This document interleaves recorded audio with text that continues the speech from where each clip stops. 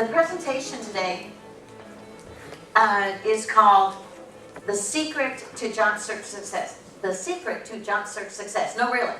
It is The Secret to Job Search Success. And it comes from a book called Promoted. I'm going to give one of these away as a door prize today. Have any of you read this book? All right. I don't even know how I found out about this. I was online somewhere or another, and I read about this guy with a strange name, Bozidar, and he said that he had come up with a system for almost guaranteeing a rapid rise up the career ladder. And the system can be applied to job seekers as well as people who are employed.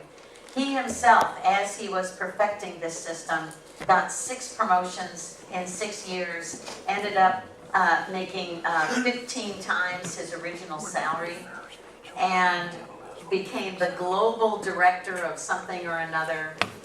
One was nominated for a major award, and it was a very, very rapid rise, all because of his system. So I thought that we would discuss this today. I'm going to give you some free information. You can go online. He offers a great deal of things for free, and even some tutorials for free. And if you want further education from him, then he does have some classes that you pay for. He doesn't do normally one-on-one consulting, but he has these classes which lots of people say are well worth it. But anyway, he's well represented online. So here's Bozy's story. I like his name. It's just fun to say.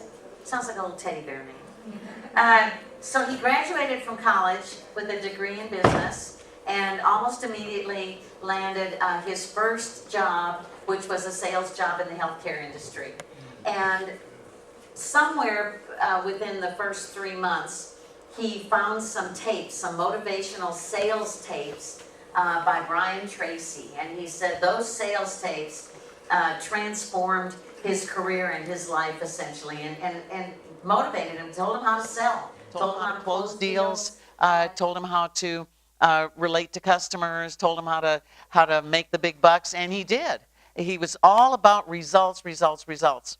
And based on the Brian Tracy CDs that he listened to all the time, he was very, very successful. In fact, he said lots of times he would listen for 5 hours a day, over and over and over, to the Brian Tracy CDs.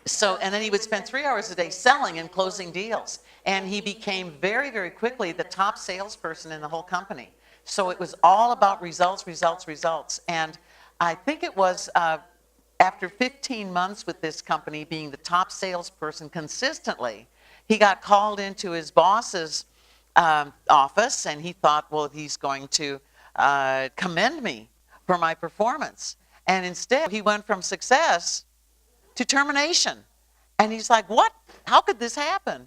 And apparently, he didn't go into any detail about this in the book, but apparently, he bent some rules.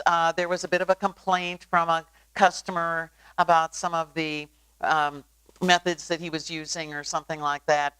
And he kept saying, but my results, but my results. And they said, you know, there's more to that. Our company has a reputation that we want to uphold. We're very proud of that. So we hate to do this. We really like you, but you're fired. And so he's done. So eventually, he got another job, very similar job. And this time he said, boy, I'm going to learn from that mistake. I'm going to be the good guy. I'm going to be the person that follows the rules. I'm not going to color outside the box. I am really going to be the good guy. And he was absolutely miserable. His results were poor, and he just hated going to work. He just hated everything about it. He was trying so hard to be the good guy that he was afraid to be the creative guy. He was afraid to be the proactive guy. He was afraid to be the revolutionary thinker. And he was so miserable that after his success at getting the job, he quit. And then he just thought, this is not going well. My very first 2 jobs out of college, and I have been essentially a failure at both of them. And so he signed up for grad school, but he decided to just take some time off. So he went to grad school, and while he was in grad school, he decided to do some reflection, sort of a failure analysis of his career to date. And so he's thinking about, what do I need to do differently? What are the lessons that I have learned from this experience? And he came across a Venn diagram, and it said, you should think about what are the things that you're good at, and what are the things that you love to do, what are you passionate about, and then you think about what are the things that the market is interested in buying. And where the three circles intersect, what's in the middle of that is the sweet spot. That is your sweet spot of this is where you're going to be happy in your career. You're doing something you love, you're doing something you're good at, and you're doing something where the market will pay you for that. And so we had, I'm sorry, where's our girl that's our education girl? Where'd she go? Oh, she went to Indeed. Okay. So she said, I have all these things that I'm good at that I hate. So what everybody is trying to do, of course, is to get those things that you love, that you're passionate about, but that you can make some money doing those things. And he thought about that Venn diagram a great deal. And he decided that his new plan was, he decided what he was passionate about, and he was passionate about marketing. He was passionate about having a product and marketing that product, selling that product to people or companies that could use that product, kind of putting those two things together. He took a lot of tests to discover what his strengths were, learned some things about himself, what he was good at, what he was poor at, and then he did some market studies. He was learning about that in graduate school, and he did market studies to determine what is the market interested in right now, what will the market pay for right now. And so he decided, after doing all of that research, personal and otherwise, that he had a new goal. And he had a very specific job in mind. He wanted a marketing job in a Fortune 500 company that was a pharmaceutical biotech company in Europe. And he came from Europe, so he had lots of connections there. And so now he has a very specific targeted goal. And so now the important piece was action. What is he going to do about it? All the rest of this had been sort of cerebral, intellectual research, data analysis. Now the time has come for action. And according to him, this is over and over and over in his book, action. When you take action, that's when the magic starts.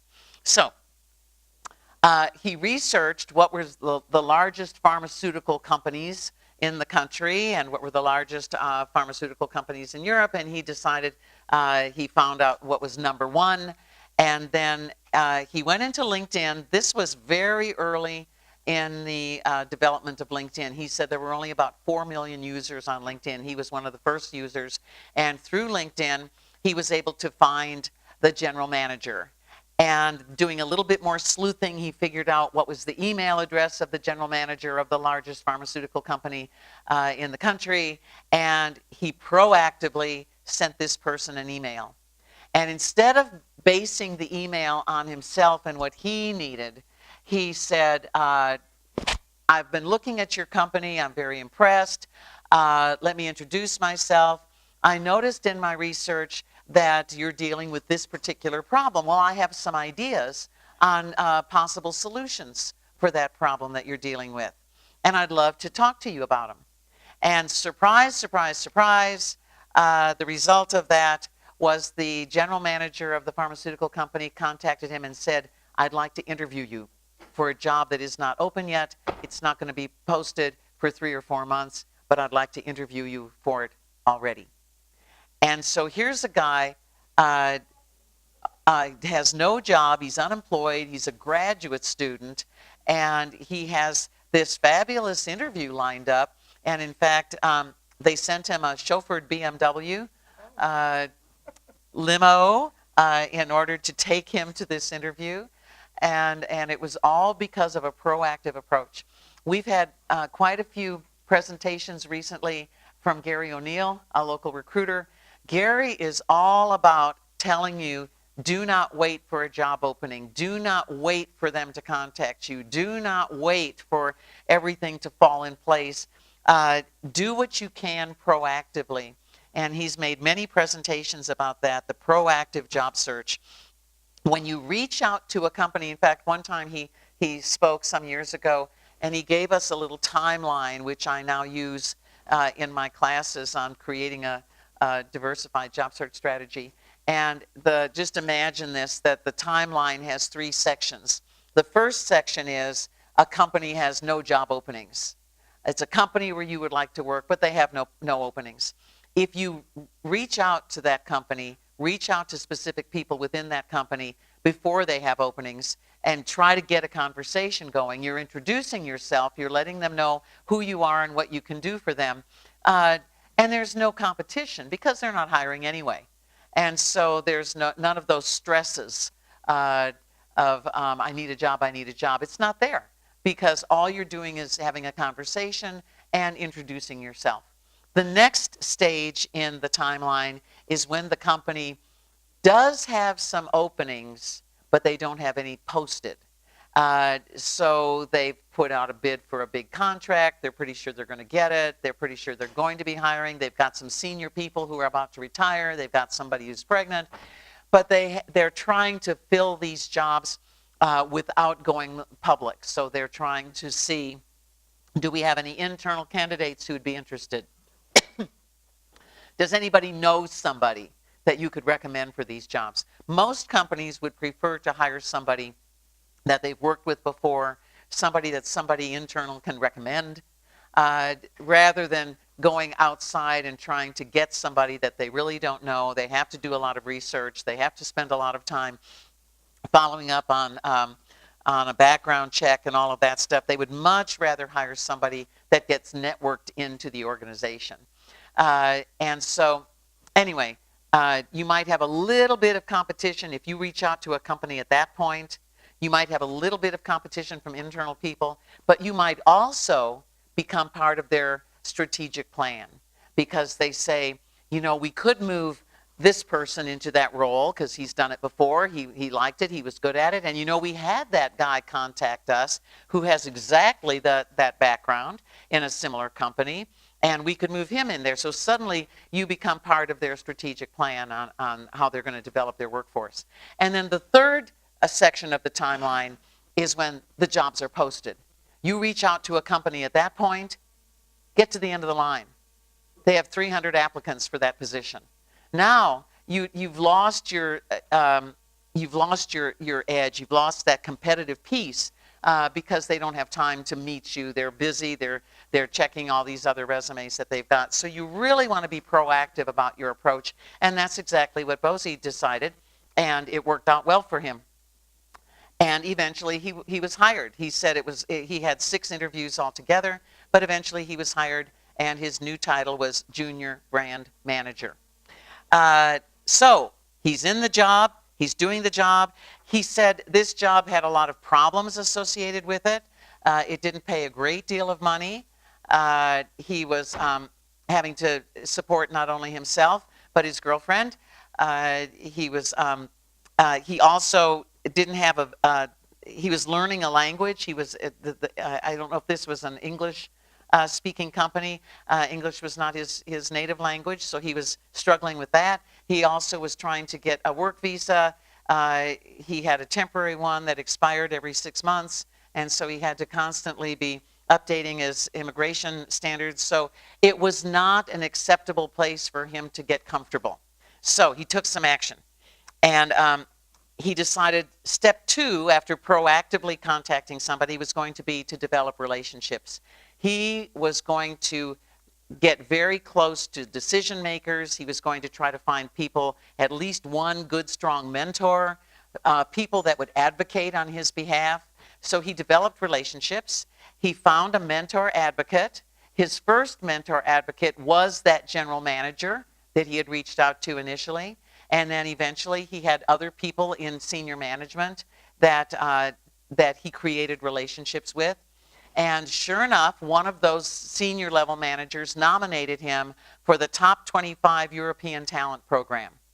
And once you get nominated for a program like that, some of you may have had that very same thing happen to you, where sort of junior people are identified as high achievers, and you're fast-tracked. You're given opportunities that other people don't get.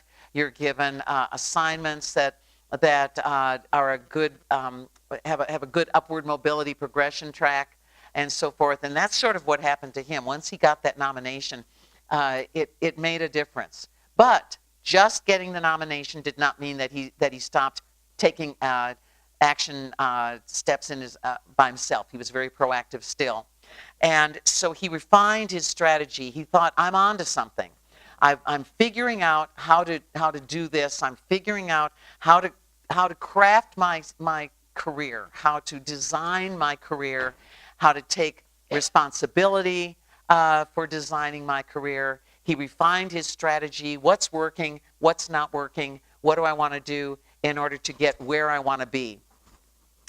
So he said, and this was is an important part of his career acceleration formula, which is his patented process. I don't know if it's patented, but it's his. If you look up career acceleration formula, the only person you see is Bozidar.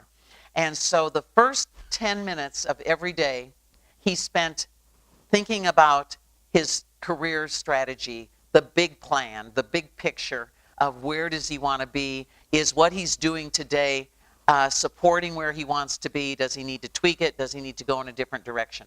So the first 10 minutes of every day, and he advises everybody to do this. The first 10 minutes of every work day you devote to thinking about your career strategy, where are you trying to get to, and then the first hour you concentrate on your one big thing. And your one big thing, I had to read 3 more chapters to find out what that was. Your one big thing is, it's like your signature project. It's like something you've got in mind. Maybe you were assigned to do it, or maybe you proactively took the initiative to create the one big thing. Years and years ago, my boss at the time called me in and said, I have a special project for you. And my normal job, my day job, is I work for the Workforce Solutions Office, and I teach classes. I teach job search skill classes. That's what I do for a living. And he called me in and he said, I have a special project for you. I'd like you to see if you can think of a way that we can get more white-collar people into our offices, because we're essentially the state employment service. And so by that time, you didn't have to come into our offices or take advantage of any of our services. You could do everything, even if you were drawing unemployment, you could do it all online. And so he said, we have so many services that we offer. We would like to get these white-collar people into our offices making use of our services. And so I want to give you that assignment and see if you can figure out how to do that. That became, I didn't know it at the time, my one big thing. And I said, well, do you know what a job club is? He said, no. I said, neither do I. But I'll look it up, and maybe that would be something that would get him in. And he said, okay, fine, try that. If it doesn't work, not a problem. We'll try something else. But you have free reign. You can do whatever you want. And that's how Launchpad Job Club got started. As it turned out, it was the timing was right, because our success is always in inverse proportion to the economic success of the area. And I started Launchpad Job Club in 2001, January of 2001, right at the time of the dot-com bust. And not long after we started Launchpad, there were 38,000 unemployed high-tech workers in Austin. And we were the only game in town. And so our numbers just ballooned. So that is, at that time, that was my one big thing. It was my one big project. It was the project that defined my career. It was the project that got me nominated for things. It was my one big thing. Your one big thing should not be the only one big thing that you do in your life. You should have more big things. But that was it for a long time. All right, so the first hour you dedicate to thinking about your signature project, your signature activity that is directly related to the big picture of your career plan. How is this big project going to help propel you up that career ladder towards your big plan? Okay? And because of his one big thing, whatever that was, he got another promotion. This time he was promoted from junior brand manager to brand director. And he got a much bigger portfolio of responsibility. He got a much higher raise, moving up quickly. So then the next action he took was he developed his career acceleration formula. And it's a step-by-step process that he feels that if you follow this step-by-step process, you will be promoted, you will move up the career ladder, and when you're unemployed, your promotion is your next job. It's a job that should be bigger, better, another step up the career ladder or wherever your career ladder is. It might be a lateral, it might be a different industry, it might be the dream job you've always wanted. It might be owning your own business. But the process can be exactly the same either way. And so then he applied this formula. He kept evaluating this formula, tweaking it, refining it, figuring out what works, what doesn't work. And the career acceleration formula became, for a long time, his one big thing. And he kept working his 10 minutes a day, working on his big picture career, 1 hour a day, working on his one big thing, his career acceleration formula, which was supposed to accelerate his own career, and everything was working well. Lo and behold, very quickly he gets promoted from brand director to European brand director for all of Europe. He's now managing a $1 billion brand, another huge salary raise. And not long after that, working his plan, he gets promoted to global product director. This time he's got a portfolio of $5 billion portfolio. And all of this happened from getting that first job as a junior brand manager to this one took 6 years. 6 promotions, 6 years, and 15 times more salary than his initial salary. And here's what the acceleration formula is. And I wanted to get all of part 1 on one slide, so it's way too small for you to see. But this presentation will be on our website, and I'm also gonna print this all up, so there'll be hard copies that you can pick up at future meetings. But at any rate, there are 3 big sections, and the first section is the winning mindset. You have to have the proper attitude if you're going to work this program. You cannot be passive.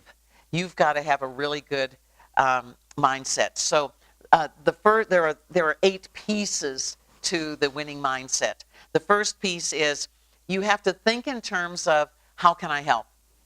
And you hear this all the time, that when you're looking for a job, it's not about hire me, see what I can do, hire me, see what I can do. It really has to be, how can I help the company? What are some of the problems that the company is going through? How can I help? Sometimes when you're able to ask questions in an interview, that's the questions that you should ask. Do you have a situation where you have a product that's not doing well? Or do you have something that needs revamping? Do you have something that needs a hero, that you need to turn it around because it's not performing? And those are the opportunities that you want to concentrate on, so that you can come in and help the company with whatever. And that was the approach he took with that very first pharmaceutical company.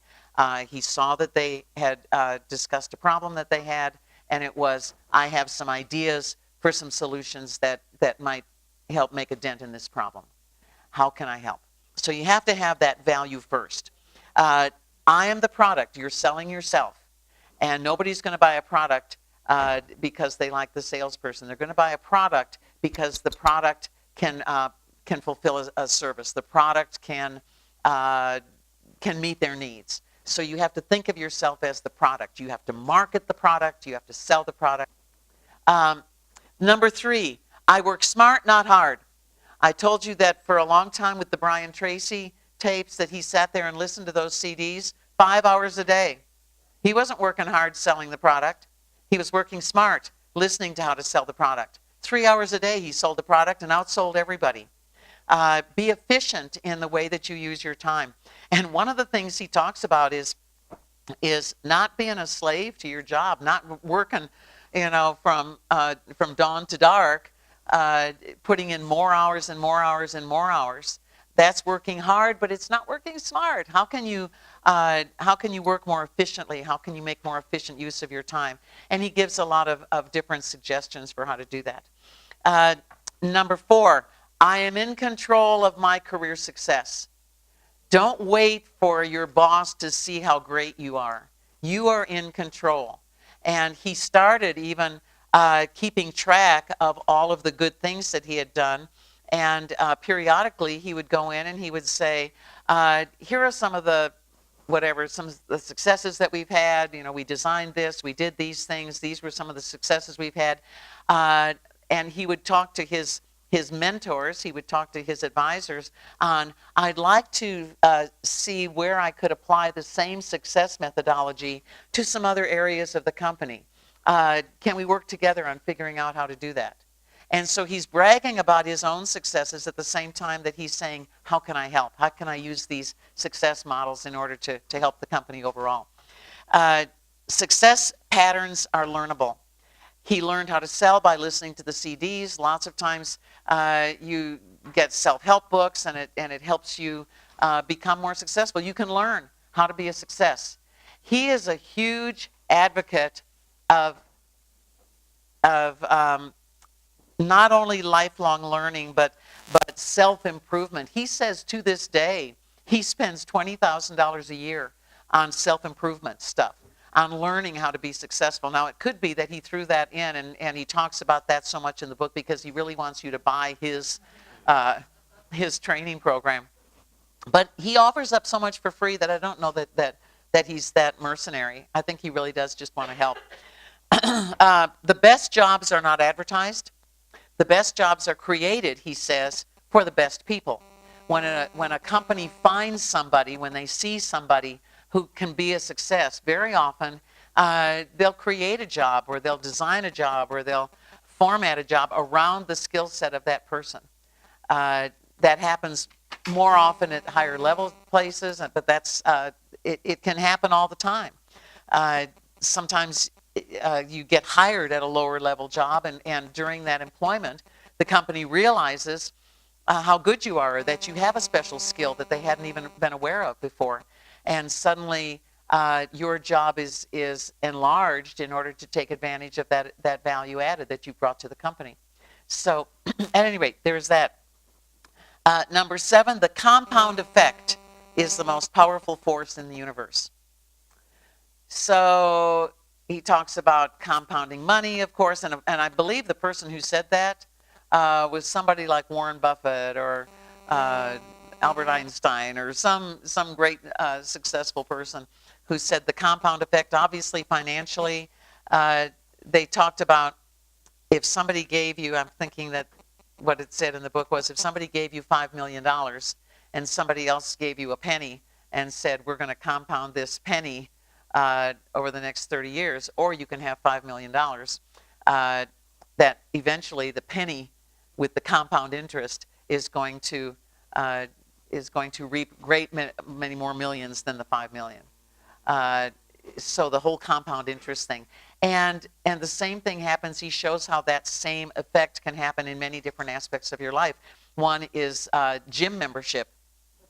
How many people buy a 1-year gym membership and go pretty regularly through the first 2 weeks of January? And that's the end of it.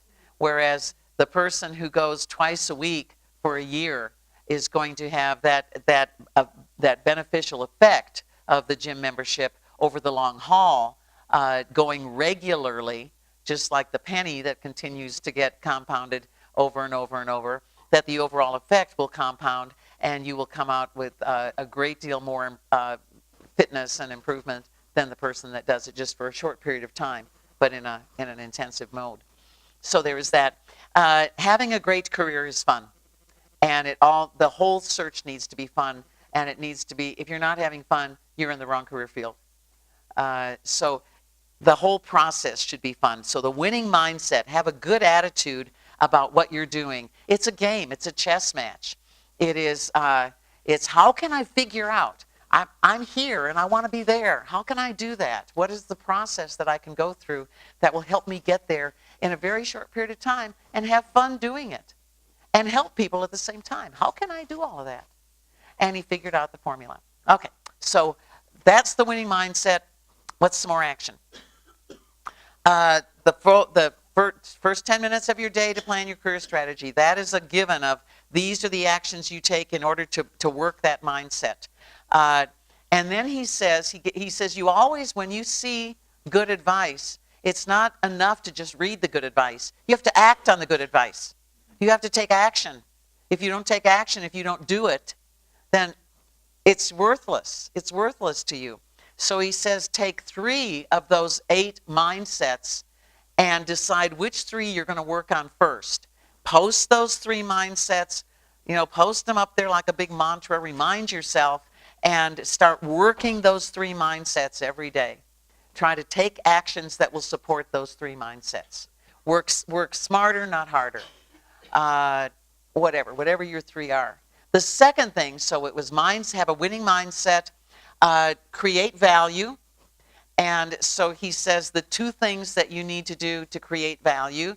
Number 1 is choose very specifically what is going to be your next job. What is going to be your targeted job? And think about that. What would be your perfect job? And it could be that you're going to have to take something less to work your way up to that job. But have an idea of where are you trying to go? Lots of times when I review people's resumes, and I'll say, what you're supposed to put at the top of your resume, that has to be very clear. This is what I do. This is my job that I'm going for, or this is who I am. This is what I do. This is my career. And sometimes I'll read a person's resume, and I'll go through half the page, and I'm like, I'm sorry, I don't get it. What are you trying to be? What kind of job are you looking for? And they'll say, I'm not sure. And I say, I can tell that because your resume is unclear. It's not specific enough. Or people will say, well, it says it right there. Yeah, right. It says results-driven professionals seeking challenging opportunity with a progressive company that rewards its employees who work with perseverance and diligence, proven ability to impact bottom line through, and I'm like, I don't know what you do. I don't know your industry. I don't know your talent. I don't know your skills. I don't know what kinds of problems you solve. I don't get it. What do you do? They've just given us generalities, and they've given us the kinds of things that everybody's looking for. We're all looking for that, right? Challenging opportunity with a company that rewards us when we do good work. So choose your perfect next job. Analyze your strengths and your passions. Figure out that Venn chart for yourself. What do you love to do? What are you good at? And what will the market pay for? So figure out what is your competitive advantage. Is there anything about you that makes you particularly good in your next career field, more so than somebody else? Can you do it in 2 languages? Can you do it with special certification? Do you have value added? Have you worked both sides of that operation as a user and a provider? Can you do it in high heels moving backwards? What is there about you that makes you superior to somebody else that is in the same career field? Did any of you get that high heels thing? Yeah. Okay, good. Well, good. It's like, are you out there? Okay. All right. So what is your competitive advantage? And then playing the right game. And that is, don't follow something that's going to lead you down a dead end. Follow the money. Where is the money in an organization? And one of the ways that you do that is you talk to your mentor, you talk to your advisory people, your advocates in the company, the higher level people, and you say something like, which is the product that is most essential to our company's growth? Or which is the product that you're trying to turn around? It's not doing as well as you would like and you want it to do better. And those are the things where this is what's important to the company right now, and this is where I should try to get assigned because I'll make the biggest splash. They'll get the most bang for their buck if they put me in one of these. With a state agency, with our agency where I work, we're kind of a quasi-state agency. We were privatized by Governor Bush. But there are certain programs that are revenue generators. And there are other programs, like what I do, that is not a revenue generator. And so somebody who does what I do, there is no career path for us. It's a dead-end job, which is okay for me because I like what I do and I'm not interested in the career path. But if I were, I would not be in the career field that I'm in. I would choose one that's a revenue generator where the efforts, the work that I do brings more money into the organization. And because it brings more money into the organization, I am more valuable. It's not always about money. What I do brings sometimes recognition. What I do might enhance the reputation. It's a service that not everybody provides. So it could be that I help the company in other ways. But really, if you want to be valued, it's like, what does the work that I do, how does this help the company success? So be very much aware of that. And then find your one big thing. Find your project. Find your idea that you're going to promote, and what is it, and then spend at least an hour at the beginning of every day working on your one big thing and how it's going to enhance your career. The third piece, so there's the winning mindset, there's creating value, and then there's leverage.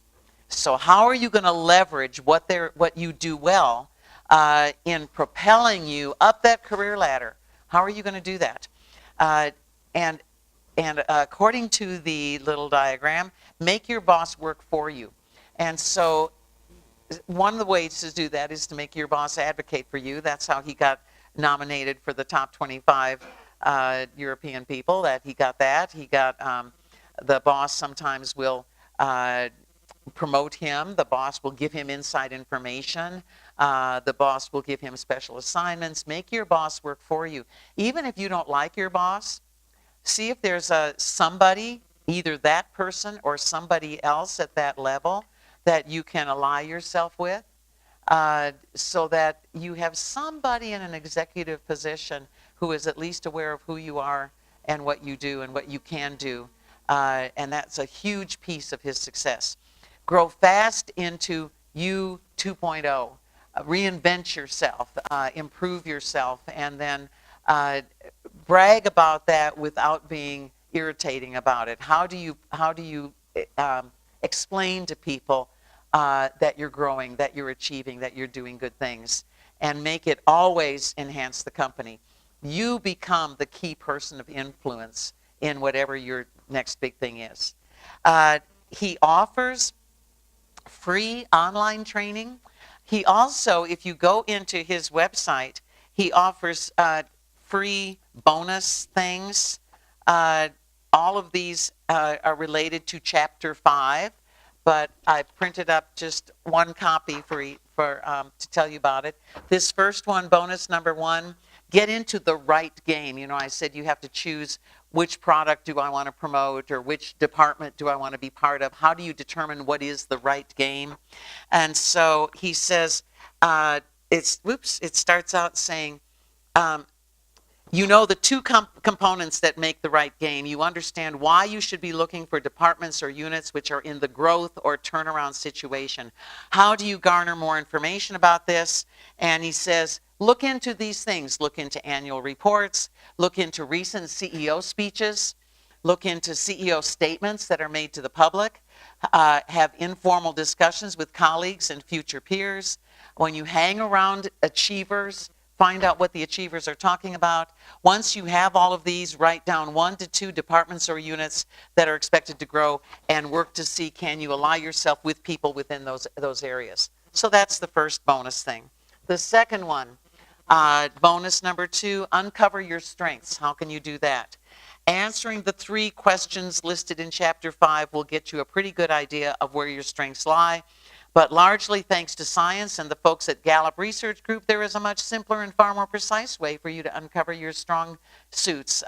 StrengthFinder 2.0. In 3 years ago, in 2013, this was the #1 best-selling book on Amazon. And how many of you have read StrengthFinder? It comes, if I'm thinking of the correct one, it comes with a CD.